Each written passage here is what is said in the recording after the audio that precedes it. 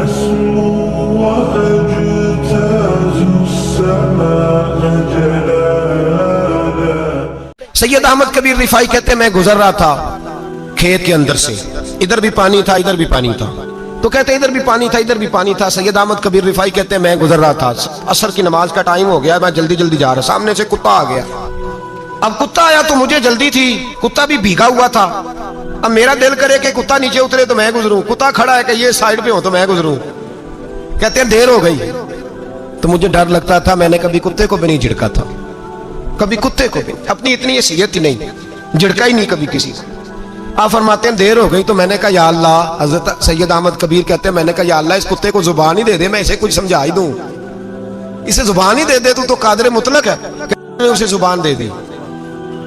تو میں نے کتے سے کہا نیچے اتر جا، میں نے نماز پڑھنی ہے. تو کہنے لگا بابا جی آپ اتر جائیں، آپ اتر جائیں، آپ اتر جائیں، میں کیوں اتروں؟ تو سید احمد کبیر رفائی کہتے ہیں میں نے اس سے کہا کہ بات یہ ہے کہ میرے اوپر نماز فرض ہے، تیرے اوپر فرض نہیں، تو میں نے نماز پڑھنی ہے. اگر میں کھیت میں اتر گیا تو کیچڑ ہے، میرے کپڑوں کو مٹی لگ جائے گی، پتہ نہیں پانی پاک ہے کہ ناپاک ہے، تو تو اتر جا، تیرے اوپر نماز نہیں فرض، مجھے جانے دے.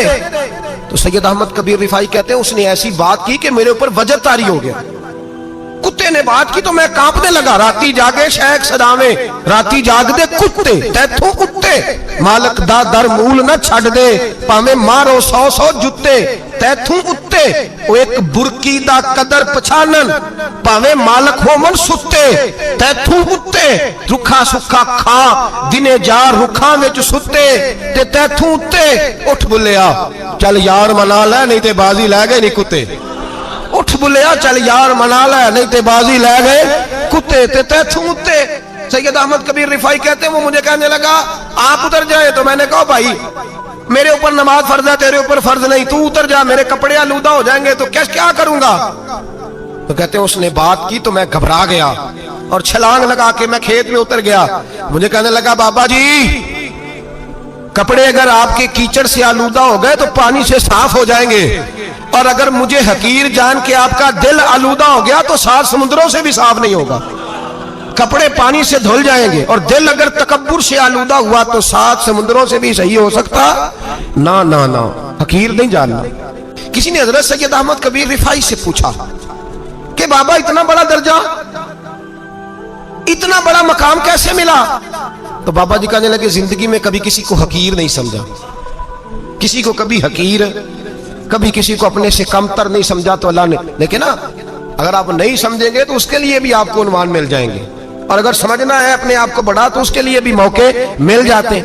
حضرت شفیق بلخی بہت بڑے صوفی بزرگ ہوئے پر نوجوان تھے، جوانی میں ہی اللہ نے بڑا مرتبہ دیا. حضرت عبداللہ بن مبارک بوڑھے تھے، دونوں ایک محفل میں اکٹھے ہوئے.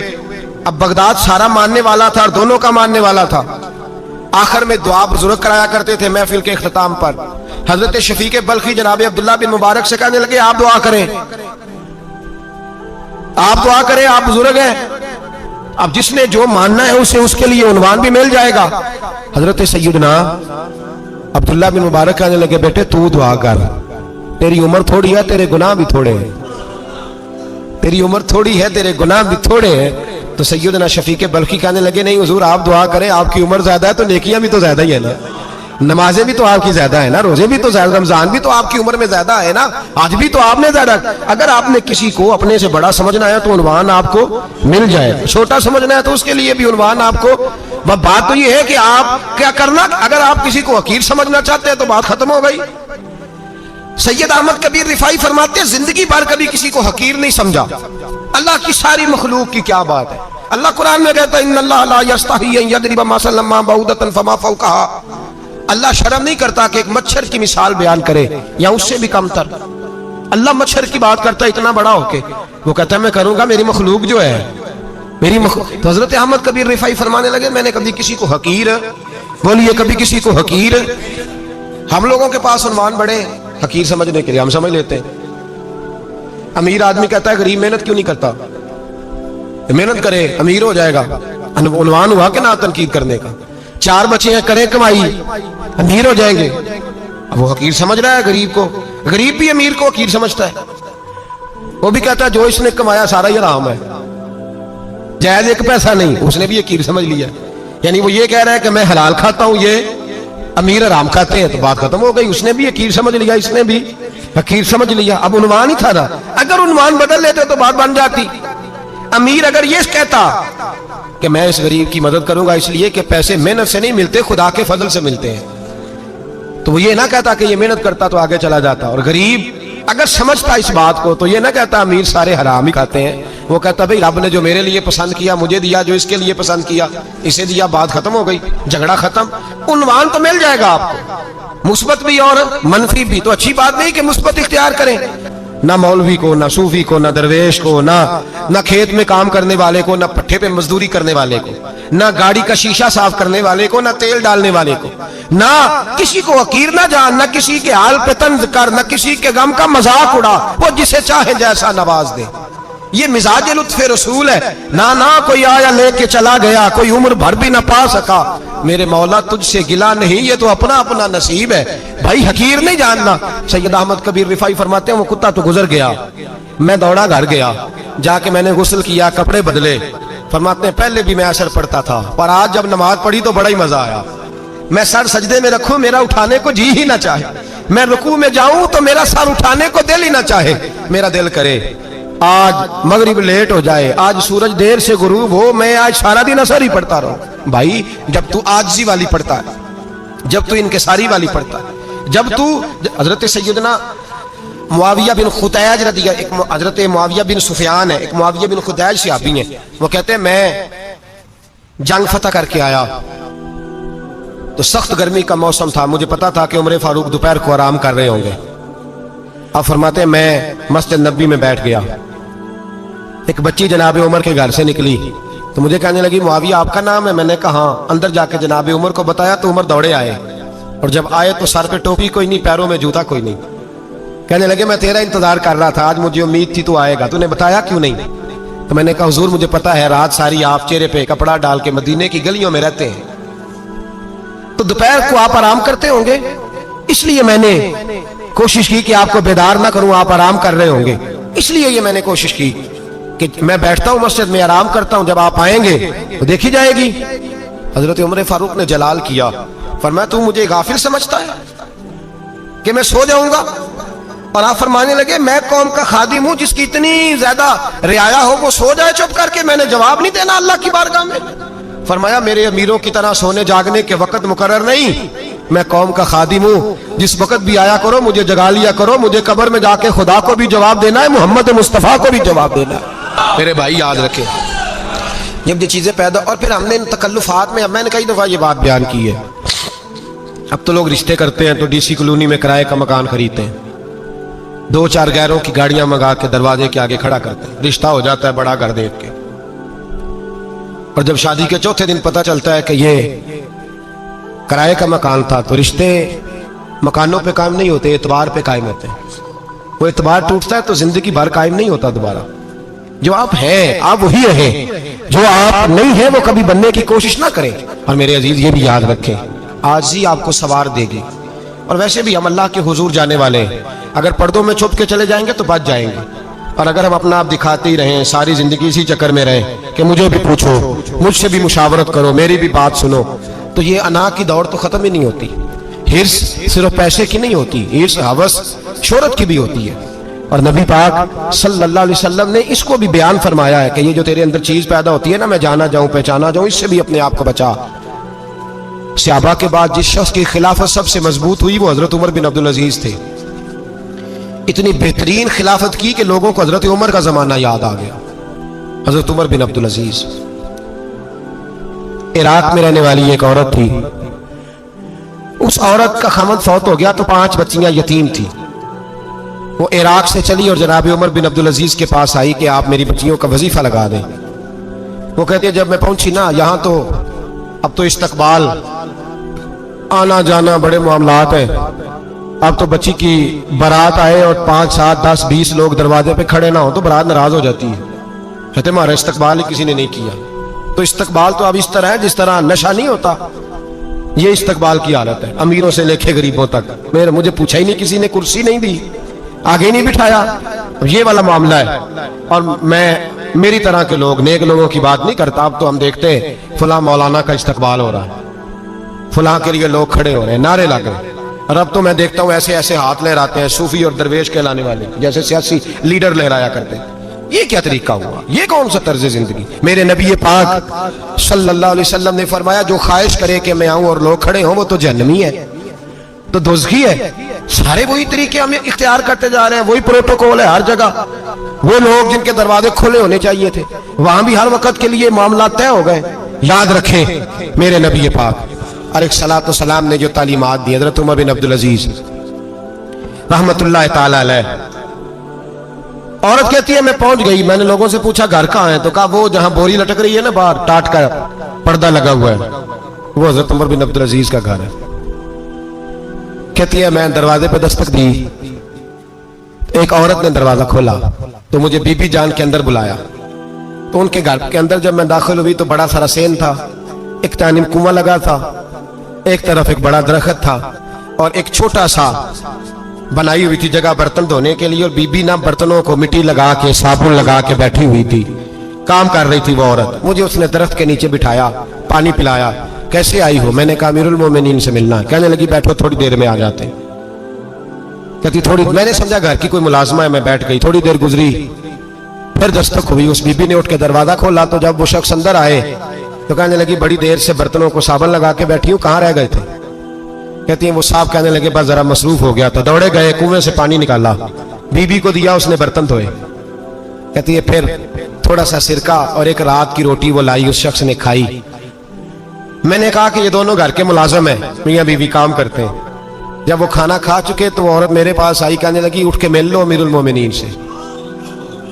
میں نے کہا کون امیر المومنین؟ تو کہنے لگی کب سے تو آئے ہیں، یہ جس نے کنویں سے پانی نکالا یہی مسلمانوں کا امیر ہے، اور یہ جس نے درخت کے نیچے بیٹھ کے سرکے سے روٹی کھائی ہے یہی ہے. یہ فرشتوں کی داستان نہیں، یہ وہ لوگ ہیں. میں رات کو بھی کہہ رہا تھا ایک جگہ پہ کہ یہ لوگ جو ہے نا جن کا آپ روز شکوہ کرتے ہیں حکومتیں بڑی خراب ہیں، یہ کوئی نہیں خراب، بالکل خراب نہیں. جتنے سیاسی لیڈر ہیں سارے صحیح ہیں. خراب وہ لوگ ہیں جو انہیں ووٹ دے کے لیڈر بناتے ہیں، بالکل خراب نہیں. میں تو ان کے حق میں ہوتا جا رہا ہوں. ناراض ہو گئے نا آپ لوگ؟ اللہ کرے تسی ہو جو تے اگلے الیکشن سے سیانے بھی ہو جو، آمین تو کہہ دیں. میں نے کوئی مشورہ نہیں دینا، اس لیے کہ میری نظر میں کوئی ایسا شخص نہیں جس کے لیے میں آپ سے کہہ سکوں کہ ووٹ دیں. اور ہم تو ایسی بات کریں تو کئی لوگ ناراض ہو کے چلے جاتے ہیں، لیکن کوئی پرواہ نہیں، اس لیے کہ یہ دین میرے نبی پاک کا دین صرف مسجد کا دین نہیں. انشاءاللہ آئندہ جمعہ نظریہ پاکستان بیان کروں گا اور بتاؤں گا کہ پاکستان کا مطلب کیا، لا الہ الا اللہ محمد رسول اللہ صلی اللہ علیہ وسلم. حضور کا جو قرآن نافذ ہوگا مسجد میں، وہ قرآن کچہری میں بھی نافذ ہوگا انشاءاللہ. اور وہ قرآن نافذ ہونے آیا ہے، اسمبلیوں میں وہی قرآن نافذ ہوگا انشاءاللہ. اور یہی چراغ جلے گا تو روشنی ہوگی. بیان کریں گے اور ڈٹ کے بیان کریں گے، آپ کو بتائیں گے. بات جو بات سمجھا رہا ہوں فی الوقت وہ سمجھے، مجرم وہ نہیں جو بڑا بن کے لوٹتا ہے، مجرم وہ ہے جو اس کو سپورٹ کرتا ہے، جس نے اسے بڑا بنایا ہے. یہ یاد رکھ لیں، ہماری کوئی بچت نہیں ہوگی، ہم سے پوچھا جائے گا. ہم سارے کچہری میں کھڑے ہوں گے، اللہ سوال کرے گا کہ تم بتاؤ تم ان کے مددگار کیوں بنے تھے، تم سپورٹ کیوں کرتے تھے. یہ پوچھا جائے گا اور ہم نے جواب دینا ہے. بہرحال آمدام پر سر مطلب جناب عمر بن عبدالعزیز رحمت اللہ علیہ کے وہ بی بی گئی تو کہنے لگی کہ یہ امیر المومنین نے کہا، ووٹ کے حاضر ہوئی، کہا حضور میں عراق سے آئی ہوں، میرا خامد فوت ہو گیا، میری 5 بیٹیاں ہیں، وظیفہ لگا دیں. وہ بی بی کہتی ہے میرا دل تھا کہ یتیم بچیوں کا 100 دینار سال کا لگا دیں گے تو بڑی بات ہے. کہتی ہے جب میں ان کے پاس گئی تو حضرت عمر بن عبدالعزیز کو بتایا تو وہ رونے لگ گئے اور مجھ سے معافیاں مانگنے لگے. میں نے کہا حضور آپ کیوں معافی مانگتے ہیں؟ تو کہنے لگے اس لیے معافی مانگ رہا ہوں کہ تو میری رعایا میں تھی اور تیری 5 بچیاں یتیم تھی، تجھے خود چل کے آنا پڑا ہے، میرا کام تھا تیری خبر لیتا، معاف کر دے اللہ کی رضا کے لیے. انہوں نے وظیفہ لکھنا شروع کیا تو میری ایک بچی کا 1000 دینار سال کا لکھا. میں نے کہا اللہ تیرا شکر ہے. پھر دوسری بچی کا 1000 لکھا تو میں نے کہا اللہ تیرا شکر ہے. تیسری کا 1000، چوتھی میں نے کہا شکر ہے. جب چوتھی کا لکھا تو میں نے کہا اللہ آپ کا اقبال بلند کرے، اللہ آپ کو ہمیشہ اسی طرح پھلتا پھولتا رکھے. کہتے ہیں جناب عمر بن عبدالعزیز نے قلم رکھ دیا، فرمانے لگے میں 5ویں کا وظیفہ نہیں لکھوں گا، 4 بہنوں سے کہنا بانٹ کے اسے بھی دے دیں. کہا حضور کیوں؟ آپ فرمانے لگے جب تک تو اللہ کا شکر ادا کر رہی تھی میں بھی رب سے جڑا ہوا تھا اور اللہ سے ڈر کے لکھ رہا تھا. اب تو نے میری تعریف کی ہے، اب میری ذات آ گئی ہے، اب میں اگر یہ وظیفہ لکھوں گا تو اس سے اللہ راضی نہیں ہوگا، اس سے میرے نفس میں ریا پیدا ہوگی. अब मैं 5वीं का नहीं लिखूंगा, जा और जाके इराक के गवर्नर को दे। बीबी कहती है मैं घोड़े पे बैठी और मैं चंद दिनों के बाद इराक पहुंची। जब सवेरे आके मैंने वालिए इराक को रुका दिया तो वो चीख मार के रोया। मैंने कहा क्या हुआ? तो कहने लगा बीबी आज रात को हजरत उमर बिन अब्दुल अजीज का इंतकाल हो गया, फौत हो गया। तो इंतकाल कर गया। कहती मैं भी तड़प के रोई। मैंने कहा मेरी यतीम बच्चियों का क्या बनेगा? तो वो गवर्नर कहने लगा तेरे वजीफे जारी रहेंगे, तुझे मिलते रहेंगे। तो कहने लगी कैसे? तो कहने लगा मैं अगर तो गवर्नर रहा तो तेरा वजीफा जारी रहेगा, और अगर गवर्नरी से उतर भी गया तो मैं जाती तौर पे मालदार हूं, फिर भी तेरी बच्चियों के माहाना पैसे पहुंचते रहेंगे। मैंने कहा तू क्यों देगा? कहती वो रो पड़ा। कहने लगा अगर अमीर हजरत उमर बिन अब्दुल अजीज जैसे हो तो फिर अल्लाह गवर्नरों के दिलों में भी रहम डाल दिया करता है, फिर मेरे जैसे लोगों को भी वो बदल देता है। हजरत उमर बिन अब्दुल अजीज घर आए, 3 बेटियां थी। एक को आवाज दी, वो आई तो उसने मुंह पे हाथ रखा है। दूसरी को आवाज दी, वो आई तो मुंह पे हाथ रखा है। तीसरी को आवाज दी तो मुंह पे हाथ रखा है। आपने अपनी बीवी से कहा कि ये बच्चियां मुंह पे हाथ क्यों तीनों ने रखा हुआ, क्या बात है? तो बीबी रो पड़ी, कहने लगी 4 दिन हो गए मेरी बेटियां प्यास से रोटी खा रही हैं। 4 दिन हो गए, उनके मुंह से बदबू आती है, इसलिए वो आपके सामने आती हैं तो मुंह पे हाथ रख लेती हैं। 4 दिनों से बीबी रो रही है। हजरत उमर जलाल में आ गए। आप फरमाने लगे तू ये रो रही है, तू रोई है, तूने मेरे घर में रह के अल्लाह की नाशुक्री की है? तू शुक्र अदा नहीं करती कि 3 वक्त प्याज और रोटी तुझे घर की 4 दीवारी के अंदर मिल जाता? रो रही है। और मैं आ मेरे साथ बाहर निकल, तुझे वो लोग दिखाऊं जो झोपड़ियों में रहते हैं और मांग के खाते हैं। आ तुझे दिखाऊं। इतनी नाशुक्री कि घर के अंदर प्याज पहुंच रहा है, रोटी पहुंच रही है, तू कहती है मेरी बेटियां प्याज से खाती हैं, शुक्र कर फाके नहीं काटने पड़े। फिर अगले लफ्ज कहे तो रो पड़े। फरमाने लगे मैंने तो मुस्तफा के वो हालात भी सुने हैं जिसमें कई दिन बीबी फातिमा ने फाके किए। तू घर के अंदर प्याज पहुंच रहा है, तो अभी भी सादगी, आजजी और कनात नेमत थी इन लोगों की। हमारे यहाँ रोज शिकवा है, किस बात का? गाड़ी कोई नहीं। रोज रोना है, किस बात का? बंगला कोई नहीं। रोज रोना है, किस बात का? बैंक बैलेंस कोई नहीं। 10 जोड़े क्यों नहीं ईद पे आए? और ये सिर्फ औरतों का मसला नहीं, हमारे अंदर भी ये बात बदरजे औलब। हम रोज अपने आप को मिस्कीन कहते हैं, गरीब कहते हैं, लाचार कहते हैं, मजबूर कहते हैं। कभी देखो जो झोंपड़ियों में रहते हैं, कभी पलट के देखो लोगों की तरफ जो पैदा हुए तो आंखें कोई नहीं थी, हाथ कोई नहीं थे, पैर कोई नहीं थे। वो देखो जो पैदा हुए तो सर पे बाप का साया कोई नहीं था। कैसे कैसे लोग वक्त गुजार रहे हैं। हम रोज आके कहते हैं कारोबार ठंडा हो गया, हालात बड़े खराब हो गए, हम बड़े मजबूर। क्या हो गया साहब? अल्लाह के दिन है, सारे अल्लाह के दिन है। वसल अच्छा है ना फिराक अच्छा है, यार जिस हाल में रखे वही हाल अच्छा है। बस अपने आप को मुतमईन करें, आजिज़ी, इनके सारी किनात, सादगी, इसको अपनी जिंदगी का हिस्सा बनाएं। अल्लाह दौलत सुकून अता कर देगा। आखिर दावाना अनिल हम्द।